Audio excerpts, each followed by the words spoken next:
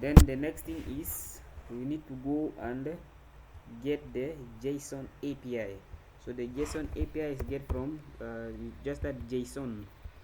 A JSON by itself, or JSON format, or JSON document, these are the ways whereby the data are written in a form whereby a human being can understand. At least it is readable, than to have a data just flowing anyhow. You don't know which one is a question mark, the ending is difficult. But when we are using JSON is going to make it, format it in the way whereby we can read it very well. So when we work with the React JavaScript, which is next, is now the latest version for it, we are using JSON to pass the data from back end to front end. Back end is like the place where the functions are being made, the database, the logics all are there. Then we bring them to front end, like for the client side, whereby when someone visit, he or she can see what we have. So the JSON work like this. Scroll down. This is the website. It's made for people who are learning. Let's say you are going to use a post, photos. We have I think we need to use post. So click here on the post like this. Then you scroll down, you see you get this type of response, assuming they just give you a link. So that link you just press. Let me first share with you even in the WhatsApp group, so that can make things very easy for you guys. What's up? Okay, so this is the link. You guys will use it to fetch your data from it. So you are given a link like this with 100 posts. So the mission is fetch those posts and display them on our web application. So where are we going to start? By the way, you can just see it's looking very scary already. Something here from the web local address asking you to display them here to replace what we have here all. So how do we start that one? Okay, this will be the biggest problem here. So what we need to do is we need to check our application. Where are we fetching it exactly, and then where are we exporting it? So by going to our application here, first need to go to block. Okay, close this one, close this, go to block. Understand where are we fetching that one from. You have two options. You have block and you have block cut. Block cut here represent the design we have here. Those one here, this board of white with this headline, with this one, and then with this read more, and that picture is represented by block. And then next you can see we have this block cut is the one represented. So we have this block here, the JS. If you see this block, this one only is fetching data. See, it's only fetching data here. So how do we make it possible? You can see this data was fetched here, and then they just export to this one.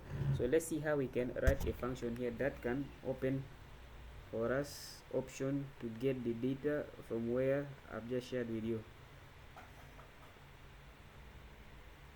So what are the requests in order to make the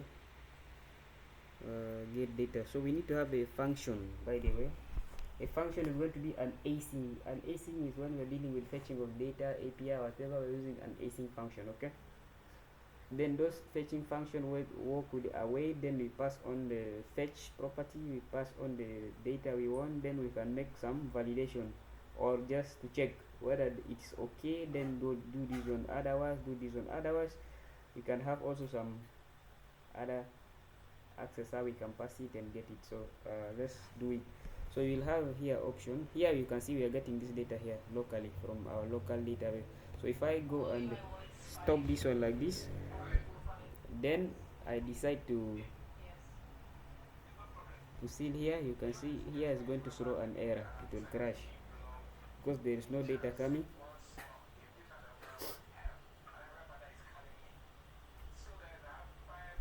Let's wait and see the result. You see it throw an error. Post is not defined, but we are trying to use it here to map through or to filter through. So what are we going to do for this situation? So we don't want to use local, but we want to fetch it from internet. So what we do, we just add this function here. The first function will be here. First say okay, const, let's call this one get, okay, get posts, like this with the s, or you can just put a very good name, but for now I'm fetching the post from that link I've shared in the group. Is equal to an async function. Is written like this, isnc. Then you pass this one function, parenthesis, then you pass an arrow function, and then after you return this curly brace here, and then you pass the logic inside here. That's the first thing you can do about writing this type of function. This is called arrow function. But if you want to write a very standard function which is already abandoned, it's written like this. You type the word function first of all, function, then the name. Now we put the name get post, but this one will have a double s to avoid. Then here you don't put that arrow function there. You just put something here, and then you pass on the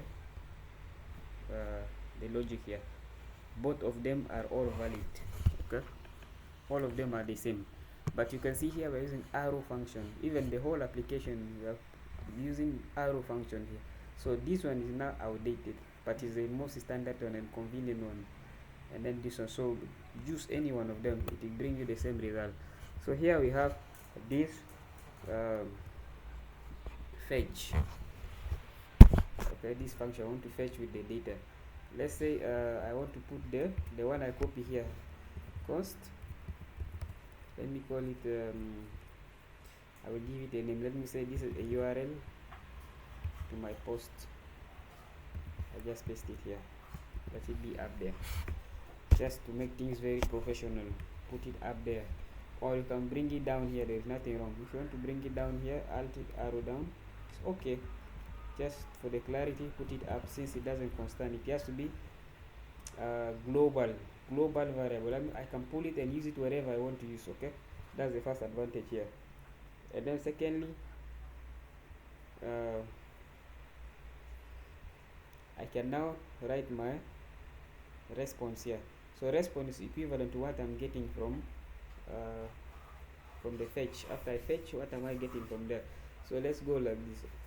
I can say okay, const, it's going to be rest, like this, rest, or respond, or you rest, just anything you want to put. You can even put your name, it will not wait.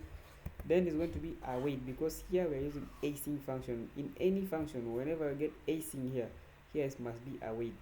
So await what? You're going to pass the function called fetch. It's a predefined function in JavaScript, okay. Then I will pass this URL here, okay, this URL I will just pass it here. After I pass, it will depend either if it is a type of function that need to be revalidate here means you need to what, to refresh it, assuming you have a post, you are adding new post every day, so we have to add revalidate here every seconds, or every 1000 seconds is equivalent to 1000 milliseconds is equivalent to 1 second only. So you can put those here, but since we are just fetching, we are not adding, this one is not important at the moment. You will see it in real when we are using the real one, the one we'll create by ourselves. Here is the database given for us by someone already, so we get this one here. So what is next? Call this function here, or first of all you can have it like this. Maybe you can pass some other checks, try and catch, fetch, or you can do some other function to see. So you get this rest, we pass this one. So we will ask some if statement here. If will help us determine. So you can say if response is not okay, okay, see the way how I write this exclamation here means not equal. So if it is not okay, what can I do here? First of all, I want to throw an error, okay, throw new like this, w error like this, double r like this. Then I'll pass the error I want to throw. You can say maybe fail to fetch the data from an API given above. That's the first thing we will know if it is failed. However, the case of else, it's okay. We pass this else here, statement here. Then we need to provide our logic also. You see how it goes? Else we need to return what? Our data all back. So we do like this. Else we can type dot return. Okay. Then I can return what? This one here. Rest, which is the response we're getting.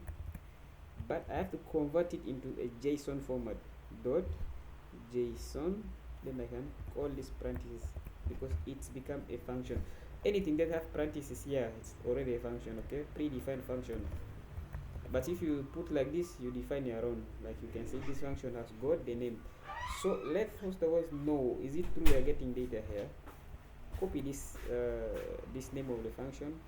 Okay, then call it down here. Make CLG, stand for console log. If yours is not automatic, type here console.log. Here enable us to know what we are getting. So I will just put this name of the function here and see whether it is true we are going to get it or not. So to get this result, if you're in Next.js, normally it will log it down on your terminal. Okay, normally. So here, due to what the error we have on our post here. Okay, first of all, let's just stop this one. We'll open it soon because there's error showing we are adding the post and the post doesn't exist. So do this one like this, comment this one out, then let's see what are we getting in the browser. So you can see here, async function, get post. That's what we're trying to see there. But let's see in real sense. Let's go and see from the Control Shift plus I, or right click, select the word inspect, all the same, you can read there. So let's see what are we getting. Control Shift R to refresh it. Okay, refresh and clear the cache at the same time. Let's see, are we getting data or not?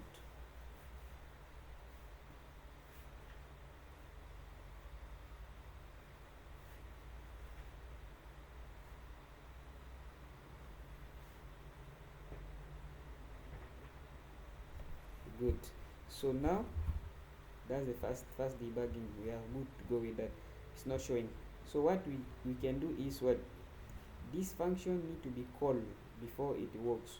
So if you want this one to work, don't forget to add parentheses here. Add parentheses here. This function is called. Okay, so now we can see now. But how do we call it? Since it is an async function, we need to call it with the await. Okay, for that function to work, type await first of all, await, then you save it here. Mostly now we are inside this parenthesis, it will throw an error. Let's do it like this. Let's say we'll make a const here, we will call it posts with s, then we can add here await. Okay, then we can call this function here get posts, and then call this parenthesis, save, and then we can stop it.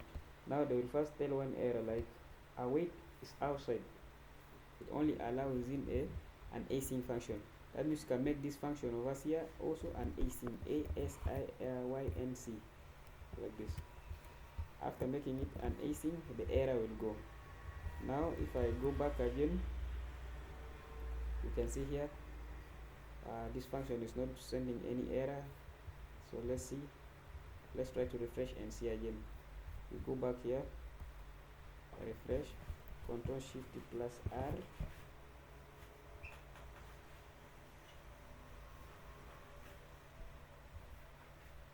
let's refresh. Our mission is to see it in the console log.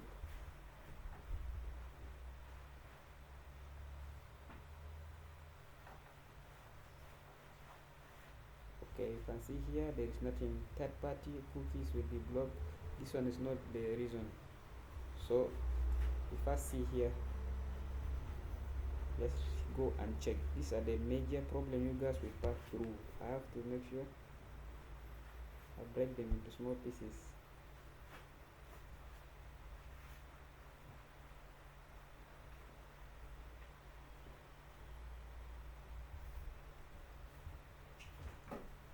Oh, here I have if there is no rest dot okay, add dot okay here. These are the things we are facing. Next we will have throw error, otherwise respond dot json. Okay, this one is just good. Again, if you try to check from the console log, fast refresh and then temporary.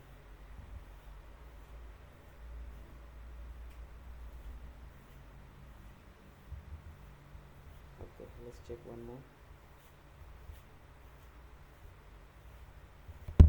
Control Shift plus R.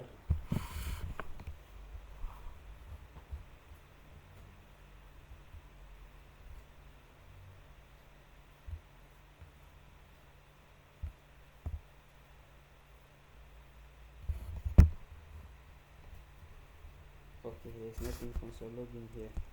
Good. Here in the system, we are going to do one more option. Let's move this function outside. Since it is here, const and end here, this one, two async at the center, push it outside like this, and then let's see.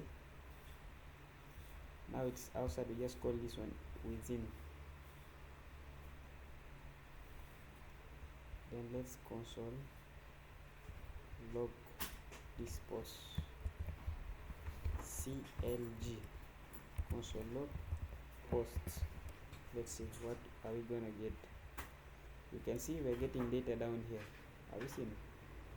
The first error that occur for us is what, even you can see here, mine is logging immediately within the console, within our place of what coding here. So the first reason is we did not console log this one. No, very well, this error will not leave you guys, it's gonna disturb a lot. Next, you can see everything is showing up there. Then if I go back again to my this one,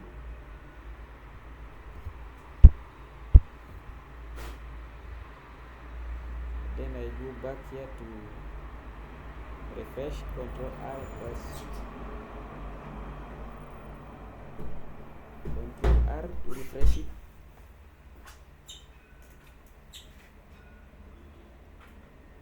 You will notice one thing: if you're using Next.js, the console log is not showing here in the browser. But if you go back to your terminal, okay, if you go back to your terminal,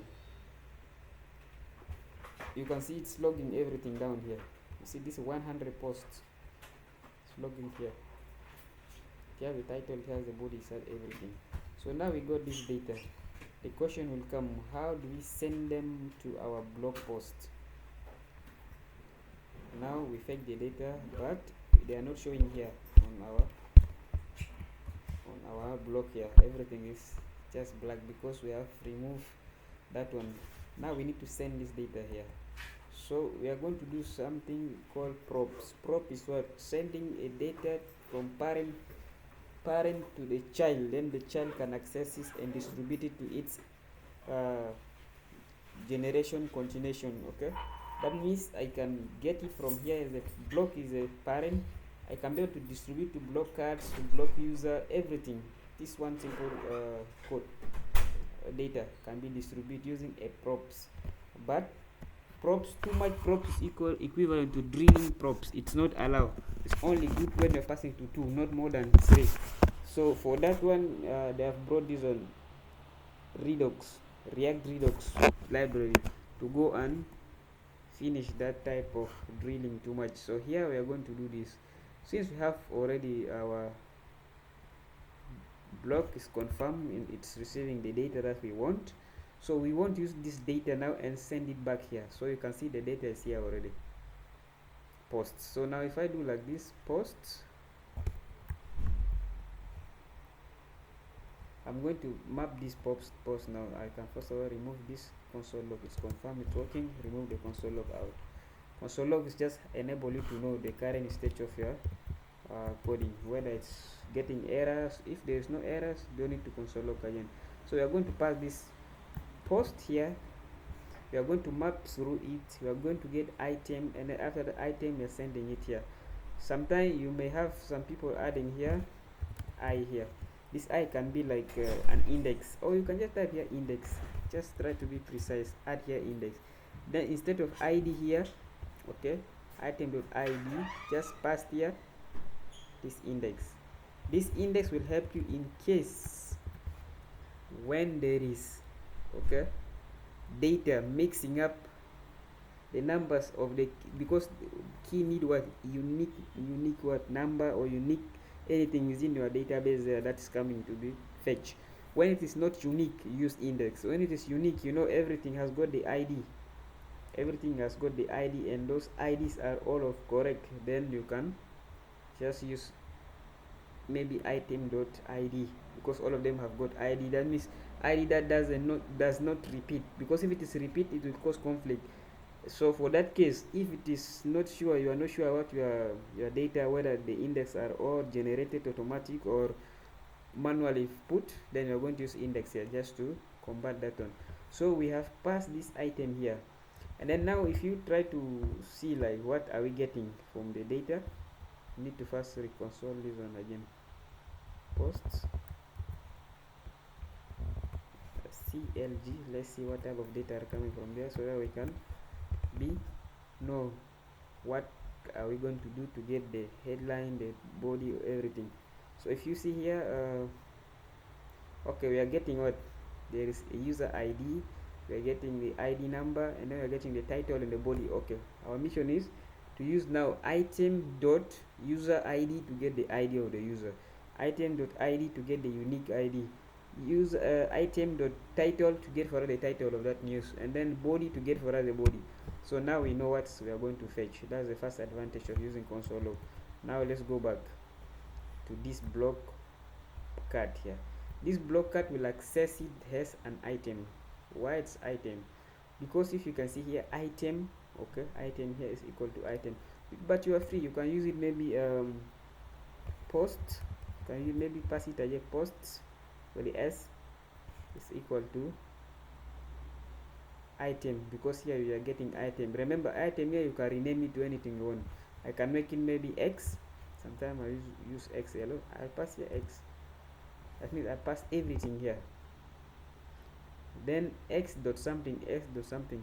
Then I will just go here and say, okay, here I'm passing also x, just to make things very easy and easy to understand. X everywhere. The x represent the data. The x will be the name I have to pull from my block cut here. Now I've reached in the block cut, I have to access this data as x. So now I have my x here. So how do I get the image? In this case, we are not getting image still yet. Okay, we have no image here. I'm going to make question mark. Question marks is optional chain. That means if you find error in that particular, don't throw error. Okay, because if I leave it like this, it will crash. I will leave first so that you guys will see. Then next, I've got what, the body there. Okay, it's going to be x dot body. Before it was item, but I just changed so that you can see here it's going to x dot title, x dot title. Now let's see what we can see. Let's go and see this one here. Now let's try to see. First of all, I'm sure we'll find some conflict there. Control Shift plus R. You see, the first thing comes like item is not defined in the image. Okay, let's go to our image and see. The reason why it's not defined, because I'm using x up here as destructive method, and yet I'm passing item here. It's true, it doesn't exist. So let's make this one x. But remember, in that API there is no image there. You guys should know this already. Image doesn't exist in our API. You can still go back to JSON placeholder, and see here we are only getting user ID, we are getting ID, we are getting title and the body. There is no image there, so we need to bypass that image. To bypass this image, we are going to leave it out of optional chain. We are going to pass email just as local to stay there, just to avoid confusion. So here what do? We have image in our local place. We just have flash posts .jpg. If you wonder where am I getting this image from, click here, go to public, here public, go to images. You can see you have this post here, so I have to pass through this one way, images. So here the directory again, I have to pass through images in plural /post.jpg. Now if I do like this, everything is expected to work. Okay, so let's go back here. You can see it's loading, it's throwing errors. We are okay with that. It's saying module builder. Let's wait, let it load. Yes, we are expected to see also 100 post. Okay, also in line number 14, href is defined with the item. We are going to add there x to define that one for us. So post has got its id number, it will be x dot id. Now we go back and see. I think this will be the last errors for us to clear, and you can see we have 100 posts. If you count, this is 4, the first line is 4, the second will be 16. Okay, if you count it all, is 100 up to down here. So if you go even up here, you can see I'm fetching them from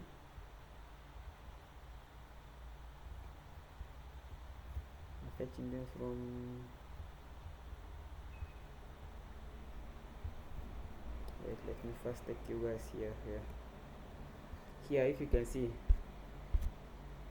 here's one, right? If you scroll down up to, you can find it's 41, keep on 100. You see, here's 100. That's why we have that 100 cards generated for us. But remember, we have only one design. We design one, the condition are all one, but we are able to see everything here, and they are still responsive. If you try to check them on the mobile view, whatever, you can see everything looks perfect. You can click here, you can read, see, it looks perfect. And also you can go with some other devices. Nothing changed to our design. iPad mini, this is a minimum. We take this to 100 and then make it a real iPad. We go to iPad Air, iPad Air, iPad Pro, and then make it 100. You see, then try to put your screen good. You can see it works just like charms. Let's try next hub. This one, it has a view to the computer. You see, it keeps appear 4. That means from small screen it's already showing 4. Let's try to customize it, let it appear 3, at least in the medium. Then from computer, let it be at least 4. So to do like this, just need to do some little change to our this one. So this one is always done where we make the first mapping. So go back here where we have grid system. When you're in small device, by default it's going to be 1 cut after the other. If you are in the medium, it's going to be 3. Okay, but if you, in case if you want to make it to be 2, just type here 2 when you're in the medium. But in the iPad it will appear 2. Then from mobile phone and above PC it will be 3. Now if I do just small change and go back, you will see massive improvement. By clicking here, go back here, you can see it will appear 3 if you are in there. Let's see, in iPad it's expected to be 2. You see, it will appear 2 when we are in iPad. You see. Then if you go back to our iPhone, iPhone 12 or any type of iPhone, it's going to take us 1 you see. It's very responsive. That means anyone, if you have phone, you will access this web application without any problem. If you have PC, you will access. If you have iPad, everything you will access. You see, this is how the block cards looks like. And also, this is not a good idea whereby to have so many cards. Nobody is expected to be scrolling up like this, just looking for the headline. Sometimes we prefer to make it 8 only, then the rest it can be navigated. Like the first 8 will be all the latest news, the latest one, at least less than 24 hours. Then the rest will go behind, and will make the order like the new one stay on top, the old one stay down. Like this, it can help. Okay, this will be in the next chapter, not now. So I hope up to this level you guys knows how we fetch a data using external API, using pre-built function, how we pass the data as an array, passing the data from parent to a child using props method. Let me hope nobody is going to have challenge with this. One more, we got the API URL to we create a function called get posts. Okay, make it an async function. To first call this one here, rest is equal to await.fetch. Await when you're dealing with async, make sure I use them because we're facing waiting for the what function to fetch for us data and keep that time, and we come back. Then after it fetch, it come. So here sometimes we'll see some people, they will just inject this one directly here, copy this one, then they will just go here and paste it like this. Then later on they will remove this one out. All of them are correct, but you're trying to make things very good, and at least to keep the code clean. You see, nothing changed, everything was perfect. So this is not a right idea, okay, of passing things here or putting the URL up here. So the good things we can do is we need to use this file here called .env file. This file can help us whenever we deploy our application to website or to hosting or whatever. That application is going to be secret, or those things we have here is going to be secret. Okay, the hackers cannot have access to it. Assuming this is a payment platform, and then you just leave your API anyhow, it's not a good practice. Also, this .env file cannot be uploaded to internet. It's going to remain on your PC. You just push the values through a password, nobody can see. So here we can do one thing, like we can say URL, or you can say can just give a name you want. You can call next, remember start with next underscore public underscore, then you put the name will be post underscore URL. Then I will paste it here. Remember only this one, Control X, pass it to this. So this one will remain here. So the challenge will come, how do we access this one only from here direct to our blog post without having this one? We don't want this one to be there, and we don't want also this one to be there. This one to be there, we don't want it. So to access this one is very easy. You're going to say process.env dot followed by the name you have mentioned there. Like this, you will not know where is the URL even coming from. So let's try to see whether it's refresh or not. So what will happen if you come back here, refresh, Control R, it's loading.